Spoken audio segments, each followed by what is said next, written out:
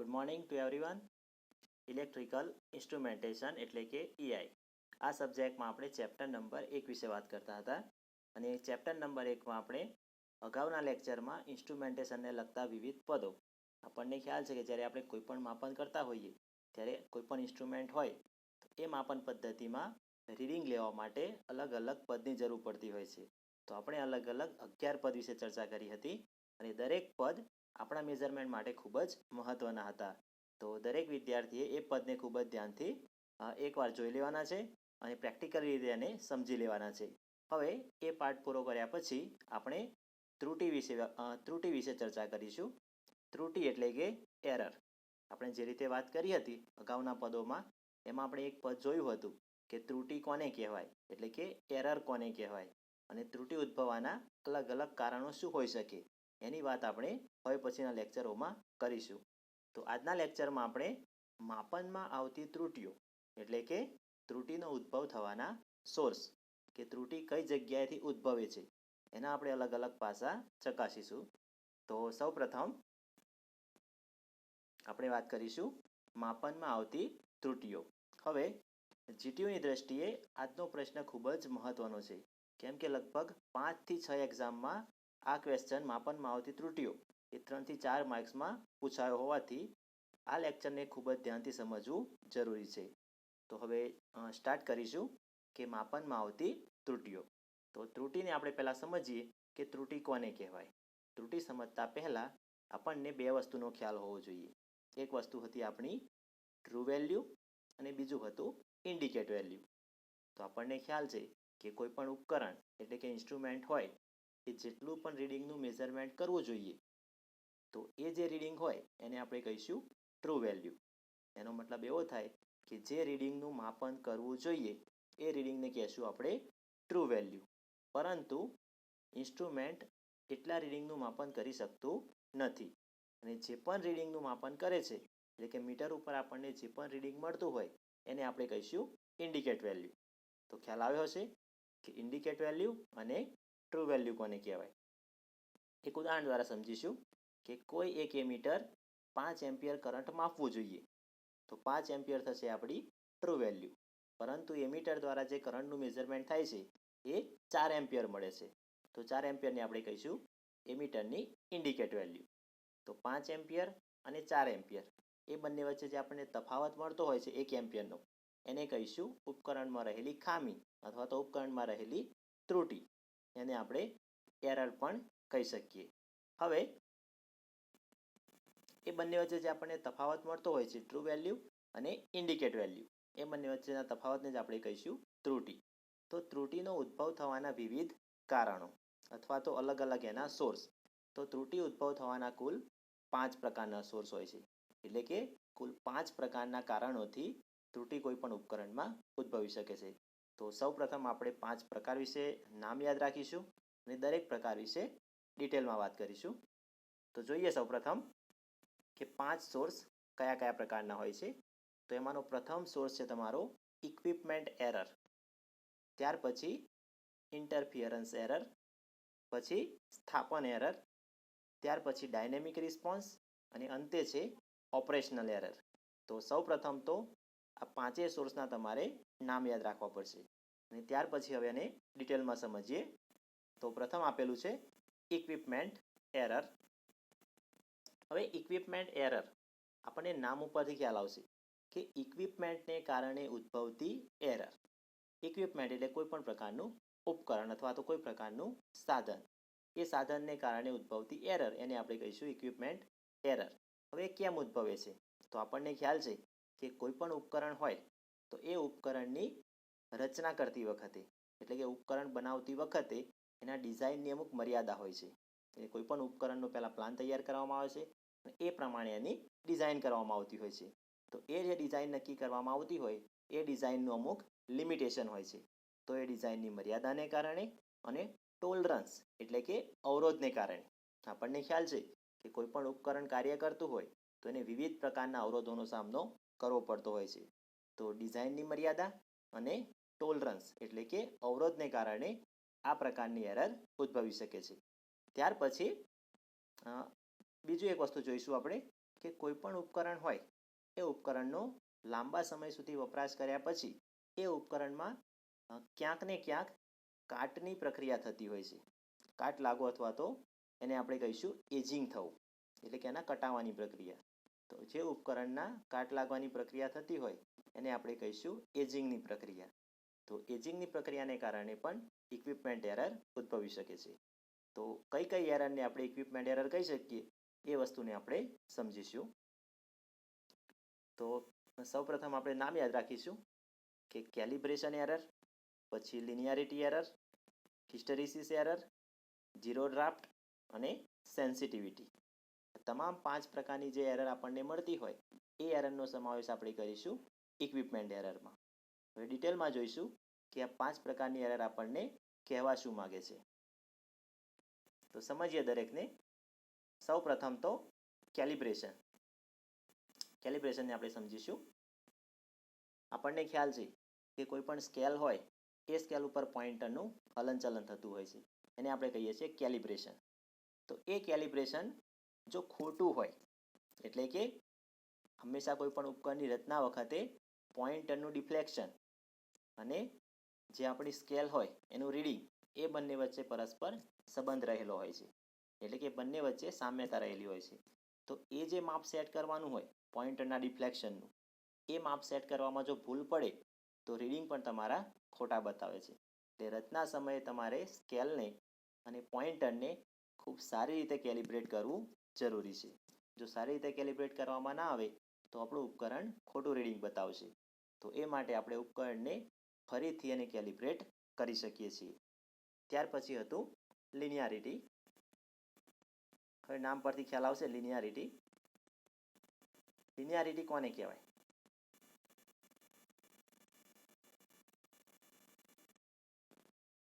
કોઈ પણ બે પેરામીટર વચ્ચેનો જે સંબંધ હોય એ સંબંધ જો હંમેશા લિનિયર મળતો હોય, એટલે કે જો રૈખિક મળતો હોય તો એને આપણે કહીશું લિનિયારિટી. તો અહીંયા તમને ફિગરમાં આપેલું છે ઇનપુટ અને આઉટપુટ વચ્ચેનો સંબંધ, એટલે કે બે તમને રાશિ આપેલી છે વોલ્ટેજ અને કરંટ, એ બંને વચ્ચે સંબંધ પરસ્પર લિનિયર મળવો જોઈએ. હવે લિનિયર કોને કહેવાય? તો જ્યારે તમે એક પેરામીટર વધારતા હો ત્યારે સામે જો બીજું પેરામીટર એ જ પ્રમાણમાં વધતું હોય તેને કહીશું તમે બંને વચ્ચેનો સંબંધ લિનિયર છે. અને જો એક પેરામીટર વધતું હોય અને એની સામેનું પેરામીટર એના પ્રમાણમાં ના વધતું હોય તો એને કહીશું નોન લિનિયર. તો ઉદાહરણ દ્વારા સમજીએ કે પ્રથમ ઉદાહરણમાં જે તમારો વોલ્ટેજ છે એ વોલ્ટેજ ક્રમશઃ 10 વોલ્ટ વધે ત્યારે કરંટની વેલ્યુ 1 એમ્પિયર મળે છે. ત્યાર પછી વોલ્ટેજ 20 વોલ્ટ તો કરંટ 2 એમ્પિયર, પછી વોલ્ટેજ 30 વોલ્ટ તો કરંટ 3 એમ્પિયર અને વોલ્ટેજ 40 વોલ્ટ તો કરંટ 4 એમ્પિયર. એટલે કે દરેક વોલ્ટેજમાં 10નો વધારો થાય ત્યારે કરંટમાં 1નો વધારો થાય છે. એટલે એના ગ્રાફ પરથી જોઈ શકાય કે વોલ્ટેજ અને કરંટનો સંબંધ લિનિયર છે. જ્યારે ઉદાહરણ નંબર 2માં આપણને ખ્યાલ આવી જાય કે વોલ્ટેજ અને કરંટ, પરંતુ જે પ્રમાણે વોલ્ટેજ ક્રમશઃ વધે છે 10, 20, 30 અને 40, પરંતુ કરંટ એની લિનિયારિટીમાં વધતો નથી. એટલે કે ક્યારેક કરંટ 1 એમ્પિયર વધી જાય છે તો ક્યારેક 2 એમ્પિયર વધી જતો હોય છે. એટલે કહી શકાય બીજા ઉદાહરણમાં કે વોલ્ટેજ અને કરંટ વચ્ચેનો સંબંધ લિનિયારિટી નથી અથવા તો લિનિયર નથી. તેથી એ ગ્રાફને આપણે કહીશું નોન લિનિયર. ટૂંકમાં વાત કરીએ તો કોઈ પણ બે રાશિ ઇનપુટ અને આઉટપુટ બંને વચ્ચેનો સંબંધ લિનિયર હોવો જોઈએ અને બંને વચ્ચેનો ગ્રાફ રૈખિક મળવો જોઈએ. તો કહી શકાય કે તે પોતે લિનિયારિટીનું પાલન કરે છે. હવે આગળ વાત કરીશું હિસ્ટેરિસિસ.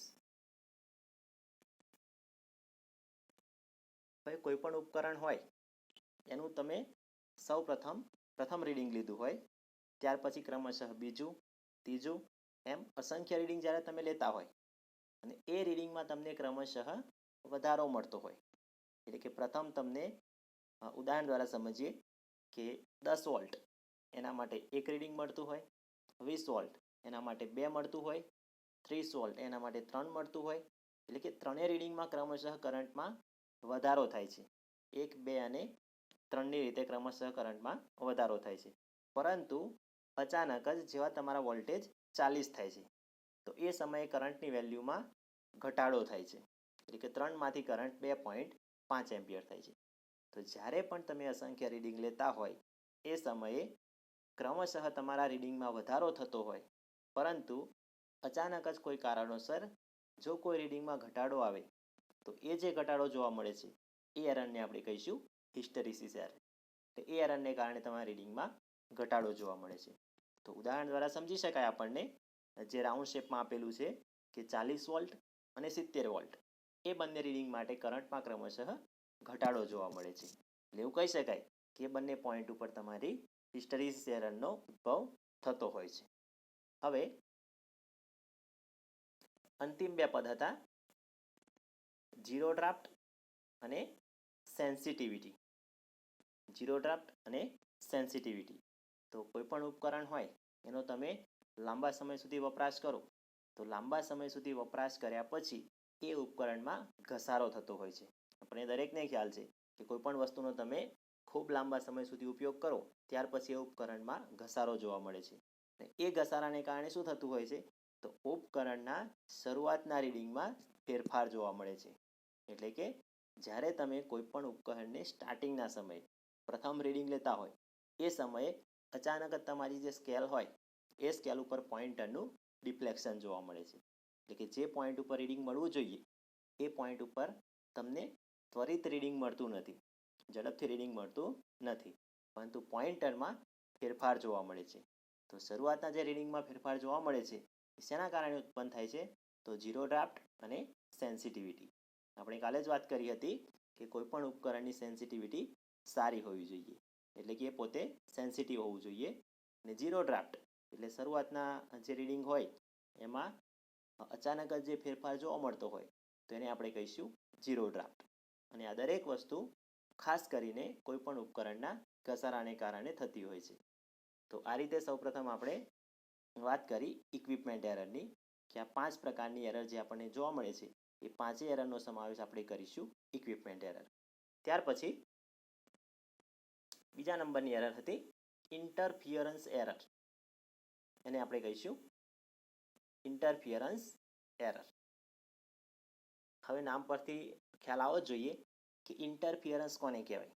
જ્યારે કોઈ બે વ્યક્તિ વાત કરતા હોય એની વચ્ચે અચાનક જ કોઈ વ્યક્તિ આવે અને એ બંને વચ્ચે જે વાત કરતા હોય એમાં કોઈ પ્રકારનું ડિસ્ટર્બન્સ પેદા કરે એને આપણે કહીશું ઇન્ટરફિયરન્સ. તો સિગ્નલમાં પણ કંઈક આ પ્રમાણે થતું હોય છે કે અનવાંછિત એટલે કે કારણ વગરના ડિસ્ટર્બન્સને લીધે જે વસ્તુ ઉત્પન્ન થાય છે એને કહીશું ઇન્ટરફિયરન્સ એરર.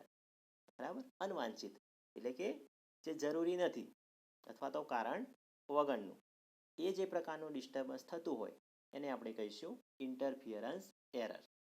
તો કયા કયા પ્રકારની એરર ઇન્ટરફિયરન્સ પ્રકારની હોઈ શકે એના કેટલાક ઉદાહરણ આપેલા છે. જેમ કે નોઇઝ પ્રકારની એરર, ત્યાર પછી લાઇન પિકઅપ, પછી હમિંગ, રિપલ અને ટ્રાન્ઝિયન્ટ. આ 5 પ્રકારની એરરનો સમાવેશ આપણે ઇન્ટરફિયરન્સ પ્રકારની એરરમાં કરી શકીએ. તો એને આપણે સમજીશું. સૌપ્રથમ તો નોઇઝ. હવે નોઇઝ એટલે કે અવાજ. આપણને ખ્યાલ છે કે કોઈ પણ પ્રકારનું સિગ્નલ જતું હોય, કોઈ પણ ઉપકરણ હોય એમાં ઇલેક્ટ્રોનિક સર્કિટ હોય અને ક્યારેક ને ક્યારેક કોઈ પ્રકારના ફોલ્ટને પરિણામે ત્યાં સ્પાર્કિંગ પેદા થતું હોય છે. સ્પાર્કિંગ થવું એટલે કે તણખલો થવો.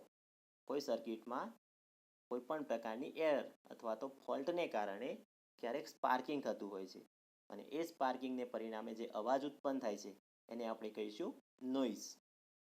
અને એ જ નોઇઝનો આપણે સમાવેશ કરીશું ઇન્ટરફિયરન્સ એરર. પછી છે તમારું લાઇન પિકઅપ, એટલે કે નોઇઝને લીધે લાઇનમાં જે અલગ અલગ પ્રકારના પિકઅપ પેદા થાય છે. પિકઅપ કોને કહેવાય, તો કે સિગ્નલ તમારું જે રેગ્યુલર ફોર્મમાં પસાર થતું હોય, આપણને ખ્યાલ છે કે કોઈ પણ પ્રકારનું સિગ્નલ હોય વોલ્ટેજનું અથવા તો કરંટનું, એ સિગ્નલ જો કોઈ પ્રકારનું ડિસ્ટર્બન્સ ના હોય તો પોતાના મૂળભૂત શેપમાં અથવા તો રેગ્યુલર ફોર્મમાં એ પોતે ટ્રાન્સમિટ થતું હોય છે. પરંતુ જો કોઈ ફોલ્ટ થાય અથવા તો સર્કિટમાં સ્પાર્કિંગ થાય તો એ ફોલ્ટને પરિણામે સિગ્નલમાં અમુક પ્રકારના પિકઅપ જોવા મળે છે. પિકઅપ એટલે કે સિગ્નલ જે સ્ટ્રેન્થ હોય, સિગ્નલનું જે લેવલ હોય અપડાઉન લેવલ, એમાં વધારો થઈ જાય છે. એને આપણે કહીશું પીક પોઈન્ટ એટલે કે મેક્સિમમ પોઈન્ટ. તો એ સિગ્નલ તમારું રેગ્યુલર શેપમાં જવાને બદલે ક્યારેક પીક શેપમાં પહોંચી જાય છે, એટલે કે ખૂબ જ મેક્સિમમ લેવલ પર પહોંચી જાય છે. એને આપણે કહીશું લાઇન પિકઅપ. પછી હતું હમિંગ. કોઈ પણ જગ્યાએ ફોલ્ટ થાય હંમેશા તો ત્યાં અવાજ ઉત્પન્ન થાય, અને જે વારંવાર અવાજ આવતો હોય સર્કિટમાંથી એને આપણે કહીશું હમિંગ. આ જે અવાજ પ્રકારનું ડિસ્ટર્બન્સ હોય એ ડિસ્ટર્બન્સને કહેવામાં આવે છે હમિંગ. અને આ હમિંગની અસર ખાસ કરીને આપણે ટ્રાન્સફોર્મરમાં જોઈ શકીએ છીએ. ક્યારેક આપણે કોઈ ટ્રાન્સફોર્મરની બાજુમાંથી પસાર થતા હોઈએ ત્યારે આપણને ટ્રાન્સફોર્મરમાંથી કન્ટિન્યુઅસલી અવાજ આવતો હોય એવું લાગતું હોય છે. તો આ જે અવાજની ઇફેક્ટ હોય એને આપણે કહીશું હમિંગની ઇફેક્ટ. પછી હતું રિપલ. હવે રિપલ કોને કહેવાય? તો ડીસી પાવર સપ્લાય અથવા તો એસી પાવર સપ્લાય હોય. આપણને ખ્યાલ છે કે એસી પાવર સપ્લાય હોય તો એસી પાવર સપ્લાયમાં તમે કોઈ પણ પ્રકારનું સિગ્નલ હોય તો એ સિગ્નલને સ્ટેપ અપ પણ કરી શકો અને સ્ટેપ ડાઉન પણ કરી શકો. પરંતુ ડીસી પ્રકારના સિગ્નલમાં શું હોય? તો ડીસી પ્રકારના સિગ્નલમાં એની ફ્રીક્વન્સી હંમેશા 0 હોય અને એનું મેગ્નિટ્યુડ કોન્સ્ટન્ટ હોય. એટલે આ પ્રકારના જે સિગ્નલ હોય ડીસી પ્રકારના એને તમે સ્ટેપ અપ કે સ્ટેપ ડાઉન ના કરી શકો. એટલે એ પ્રકારના સિગ્નલમાં જો કોઈ હાર્મોનિક હોય, હાર્મોનિક એટલે શું? તો કે સિગ્નલમાં જે પણ કઈ પ્રકારનું ડિસ્ટર્બન્સ કરતા હોય એવા તત્વોને આપણે કહીશું હાર્મોનિક. તો એ હાર્મોનિકને દૂર કરવા માટે તમારે ફિલ્ટર લગાવવું પડે, અને એ જો ફિલ્ટર કમ્પ્લીટલી લગાવેલું ના હોય અથવા ફિલ્ટરિંગની પ્રોસેસ જો કમ્પ્લીટલી કરેલી ના હોય તો એ સિગ્નલમાં ક્યારેક રિપલ પેદા થાય છે. રિપલ એટલે કે જે ખાંચા પેદા થતા હોય. આપણને ખ્યાલ છે કે જે સાઇન વેવ હોય, સિનુસોડિયલ વેવ, એનો શેપ કેવો હોય છે? તો સૌ પ્રથમ પોઝિટિવ પછી નેગેટિવ, પોઝિટિવ પછી નેગેટિવ એ પ્રમાણેનો હોય છે. પરંતુ જો તેમાં રિપલ એડ થાય તો શું થાય? તો પોઝિટિવ પછી એમાં ખાંચા જોવા મળે સિગ્નલમાં, એને આપણે કહીશું રિપલ. અને એ ખાંચા કોને કારણે જોવા મળે? તો સિગ્નલમાં જે અમુક પ્રકારના તત્વો એડ થતા હોય કે જે સિગ્નલની જે મૂળભૂત સ્ટ્રેન્થ હોય એ સ્ટ્રેન્થને પોતે નુકસાન પહોંચાડતા હોય, એને આપણે કહીશું રિપલ. અને આ તત્વોને આપણે ફિલ્ટરની પ્રોસેસ દ્વારા દૂર કરી શકીએ છીએ. ફિલ્ટરનું કામ જ એ હોય છે કે જે રિપલ હોય એ રિપલને પોતે દૂર કરે છે. અને અંતે છે તમારું ટ્રાન્ઝિયન્ટ. હવે ટ્રાન્ઝિયન્ટ કોને કહીશું? તો કોઈ પણ પ્રકારનો સપ્લાય વોલ્ટેજ હોય, આપણને ખ્યાલ છે આપણા ઘરે જે વોલ્ટેજ આવે છે સિંગલ ફેઝ 230 વોલ્ટ. હવે એ સપ્લાય વોલ્ટેજમાં ક્યારેક ફેરફાર થતો હોય છે. એટલે કે 230માંથી ક્યારેક 220 પણ થઈ જાય અને ક્યારેક 250 પણ થઈ જાય. તો આ જે પ્રકારનો ફેરફાર થતો હોય સપ્લાય વોલ્ટેજમાં, એ ફેરફારને કારણે વોલ્ટેજમાં એક પ્રકારનું ડિસ્ટર્બન્સ પેદા થાય છે. અને એ ડિસ્ટર્બન્સને જ આપણે કહીશું ટ્રાન્ઝિયન્ટ. જે કન્ટિન્યુઅસલી વોલ્ટેજ આવવો જોઈએ 230 વોલ્ટ એની જગ્યાએ ક્યારેક ઓછો થાય છે, ક્યારેક વધી જાય છે. તો આ જે પ્રકારનો ફેરફાર થતો હોય તો કોઈ પ્રકારનું જે ડિસ્ટર્બન્સ થતું હોય એને આપણે કહીશું ટ્રાન્ઝિયન્ટની અસર. તો આ પાંચેય પ્રકારની જે એરર છે એનો આપણે સમાવેશ કરીશું ઇન્ટરફિયરન્સ એરરમાં. તો આ બીજો પ્રકાર હતો, એનું નામ હતું ઇન્ટરફિયરન્સ એરર. હવે ત્યાર પછીનો પ્રકાર એટલે કે સ્થાપન એરર. એને તમે ઇંગ્લિશમાં કહી શકો ઇન્સ્ટોલેશન એરર. સ્થાપન કરવું એટલે કે ઇન્સ્ટોલેશન કરવું. હવે આપણને ખ્યાલ છે કે કોઈ પણ ઉપકરણ હોય એ ઉપકરણની આપણે જ્યારે રચના કરતા હોઈએ ત્યારે આપણને ખ્યાલ હોવો જોઈએ કે આ ઉપકરણને આપણે કઈ જગ્યાએ અને કયા વાતાવરણમાં વાપરવાનું છે. તો એ પ્રમાણે જેની તમારે ડિઝાઇન કરવાની હોય છે. કોઈ પણ ઉપકરણ હોય તેને આટલા ટેમ્પરેચરમાં, આટલા ભેજમાં અથવા તો આટલા પ્રેશરમાં એવા અલગ અલગ પેરામીટર પહેલાં ધ્યાનમાં લેવામાં આવે છે કે આટલી કન્ડિશનમાં એને વાપરવાનું હોવાથી આ ઉપકરણની ડિઝાઇન આપણે આ પ્રમાણે કરવી પડશે. પરંતુ આપણે જે ઉપકરણને જે વાતાવરણ પ્રમાણે ડિઝાઇન કર્યું હોય, જે વાતાવરણ પ્રમાણે ડિઝાઇન કરી હોય એ જ વાતાવરણમાં ઉપકરણને મૂક્યા પછી એ ઉપકરણમાં જો એરર ઉદ્ભવે તો એને આપણે કહીશું સ્થાપન એરર અથવા તો ઇન્સ્ટોલેશન એરર.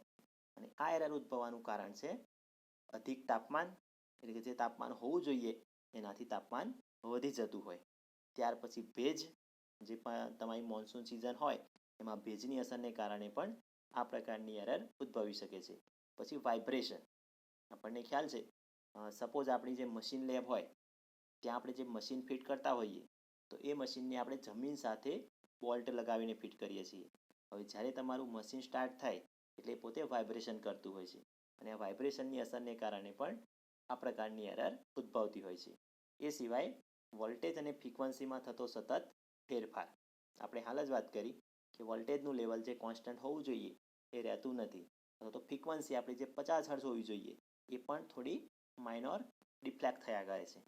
તો વોલ્ટેજ અને ફ્રીક્વન્સી એમાં થતા ફેરફારને કારણે પણ આપણા ઇન્સ્ટ્રુમેન્ટમાં ઇન્સ્ટોલેશન એરર એટલે કે સ્થાપન એરર જોવા મળતી હોય છે.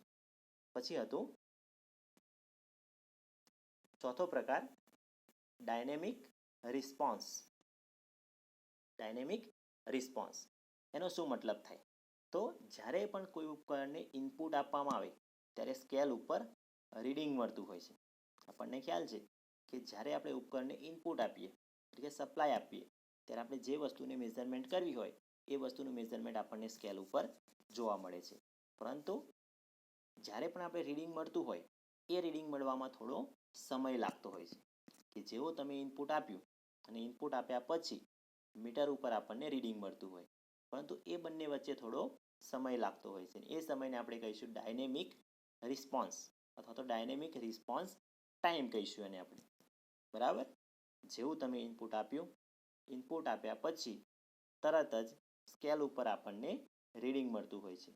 અને ઇનપુટ આપ્યું અને રીડિંગ મળ્યું એ બંને વચ્ચેનો જે પણ ટાઈમ હોય એને આપણે કહીશું રિસ્પોન્સ ટાઈમ. હવે આ રિસ્પોન્સ ટાઈમ કેવો હોવો જોઈએ? તો રિસ્પોન્સ ટાઈમ હંમેશા બને એટલો ઓછો હોવો જોઈએ. કેમ કે જો તમારો રિસ્પોન્સ ટાઈમ વધી જાય તો સિસ્ટમની એરર વધી જતી હોય છે. અને જો રિસ્પોન્સ ટાઈમ વધી જતો હોય અને એ જે પ્રકારની એરર આપણને મળતી હોય એને આપણે કહીશું ડાયનેમિક રિસ્પોન્સ એરર. તો ખ્યાલ આવ્યો હશે કે જેવું તમે ઇનપુટ આપો કે તરત જ આપણને રીડિંગ મળી જવું જોઈએ. ખૂબ જ ઓછા સમયમાં આપણને સ્કેલ ઉપર રીડિંગ બતાવવું જોઈએ. જો સ્કેલ ઉપર રીડિંગ બતાવવામાં થોડો વધુ ટાઈમ લાગે તો જે પ્રકારની એરર મળી એને આપણે કહીશું ડાયનેમિક રિસ્પોન્સ એરર. અને અંતે હતું 5મા નંબરની એરરનો સોર્સ હતો ઓપરેશનલ એરર. ઓપરેશનલ એરર એટલે કે ઉપકરણને જ્યારે તમારે વ્યવસ્થિત રીતે ઓપરેટ કરવું હોય, બરાબર, કોઈ પણ ઉપકરણ હોય એને તમારે વ્યવસ્થિત રીતે ઓપરેટ કરો તો જ તમને સારી રીતે રીડિંગ મળી શકે. પરંતુ જો ઉપકરણ તમારું વ્યવસ્થિત રીતે ઓપરેટ ના થાય ત્યારે આ પ્રકારની એરર ઉત્પન્ન થતી હોય છે. હવે એના અલગ અલગ કારણો જોઈએ. જેમ કે અવ્યવસ્થિત ગોઠવણી એટલે ઉપકરણની તમારે સૌપ્રથમ તો સારી રીતે એટલે કે એમાં વાઇબ્રેશન ના થાય, બીજી કોઈ પ્રકારની તાપમાનની કે ભેજની અસર ના થાય એ રીતે એને તમારે ઇન્સ્ટોલમેન્ટ કરવું જોઈએ. જો તમે સારી રીતે ગોઠવણી ન કરો તો તમને આ પ્રકારની એરર ઉદ્ભવી શકે છે. પછી હતું ખોટો સ્કેલ વાંચવો એટલે કે જે સ્કેલ પરનું રીડિંગ હોય એ રીડિંગનું વાંચન જ્યારે તમે કરતા હોવ તો એ વાંચન કરતી વખતે ઉતાવળ ના કરવી જોઈએ. ખૂબ જ શાંતિથી અને યોગ્ય રીતે રીડિંગનું તમારે માપન કરવું જોઈએ. પછી હતું ઇન્સ્ટ્રુમેન્ટના મલ્ટીપ્લાયરથી ગુણવાનું ભૂલી જવું. હવે આપણને ખ્યાલ હોય જેમ કે આપણું બાઇકનું મીટર હોય અથવા તો કોઈ ફોર વ્હીલનું જે સ્પીડોમીટર હોય કે જેમાં સ્પીડ મપાતી હોય, તો એ સ્પીડમાં નીચે લખેલું હોય છે કે જે તમારી સ્પીડ હોય એના નીચે ગુણ્યા પાડેલા હોય છે અને ગુણ્યા આટલા આરપીએમ, એને તમે મલ્ટીપ્લાયર કહેવાય.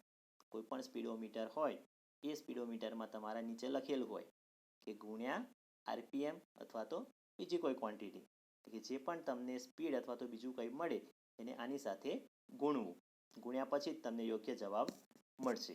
તો જ્યારે તમે રીડિંગ લીધા પછી એ પ્રકારના મલ્ટીપ્લાયરથી ગુણવાનું જો ભૂલી જાઓ તો પણ તમારી ઓપરેશનલ એરર મળી શકે છે. ટૂંકમાં આપણાથી કોઈ પ્રકારની ભૂલ થાય કોઈ પણ ઇન્સ્ટ્રુમેન્ટના સ્થાપન સમયે અથવા તો રીડિંગ લેતા સમયે તો આ જે પ્રકારની એરર મળતી હોય એને આપણે ઓપરેશનલ એરર કહી શકીએ. તો ત્રુટિ વિશે આપણે વાત કરી સૌપ્રથમ કે ત્રુટિ કોને કહેવાય એટલે કે એરર કોને કહેવાય અને એરર ઉદ્ભવવાના મુખ્ય સોર્સ એટલે કે એરર કઈ કઈ જગ્યાથી ઉદ્ભવી શકે. તો સૌપ્રથમ આપણે વાત કરી હતી 5 પ્રકારની રીતે ઉદ્ભવી શકે. એમાં પ્રથમ હતું ઇક્વિપમેન્ટ એરર. એ ઇક્વિપમેન્ટ એરરમાં પણ આપણે 5 પ્રકાર જોઈ ગયા. પ્રથમ હતું તમારું ઇક્વિપમેન્ટ એરર. ઇક્વિપમેન્ટ એરરમાં હતું calibration, linearity, hysteresis, zero draft અને સેન્સિટિવિટી. પછી બીજા પ્રકારની આપણી એરર હતી ઇન્ટરફિયરન્સ. તો ઇન્ટરફિયરન્સમાં પણ આપણે અલગ અલગ 5 પ્રકાર જોઈ ગયા. જેમ કે noise, line pickup, humming, ripple અને ટ્રાન્ઝિયન્ટ. અને એ સિવાયના પ્રકારોમાં આપણે જોઈ ગયા ત્રીજો પ્રકાર હતો સ્થાપન એરર. એટલે કે ઇન્સ્ટોલમેન્ટ એરર. પછી હતું ડાયનેમિક રિસ્પોન્સ એરર અને અંતે પાંચમો પ્રકાર હતો ઓપરેશનલ એરર. તો જીટીયુની દ્રષ્ટિએ એક ખૂબ જ અગત્યનો પ્રશ્ન કહી શકાય કે માપનમાં આવતી ત્રુટીઓ અથવા તો ત્રુટી ઉદ્ભવવાના સ્ત્રોત અથવા ત્રુટીના સોર્સ કે જે ક્વેશ્ચન 5 થી 6 વાર રિપીટ થયો છે અને એ પણ 3 થી 4 માર્ક્સમાં. એટલે ખૂબ જ અગત્યનો પ્રશ્ન કહી શકાય. આ પ્રશ્નને વિડીયો લેક્ચરના માધ્યમથી 3 થી 4 વાર કમ્પ્લીટલી જોયા પછી તમારી રીતે નોટ્સ બનાવવાની છે અને નોટ્સ બનાવ્યા પછી 1 થી 2 વાર પોતાની જાતે તમારા શબ્દોમાં લખવાનો પ્રયત્ન કરવાનો છે. તો હવે પછીના લેક્ચરમાં આપણે ત્રુટીનો એક બીજો ટોપિક કે ત્રુટીના પ્રકારો. તો આપણે વાત કરી કે ત્રુટી ઉદ્ભવવાના સોર્સ કે કેવી રીતે ઉદ્ભવી શકે, પરંતુ એરરના પ્રકાર કેટલા હોઈ શકે અને કયા કયા એની હવે પછીના લેક્ચરમાં આપણે ચર્ચા કરીશું. તો આશા રાખું છું કે આજના લેક્ચરમાં દરેક વિદ્યાર્થીને સારી રીતે ખ્યાલ આવ્યો હશે. Thank you.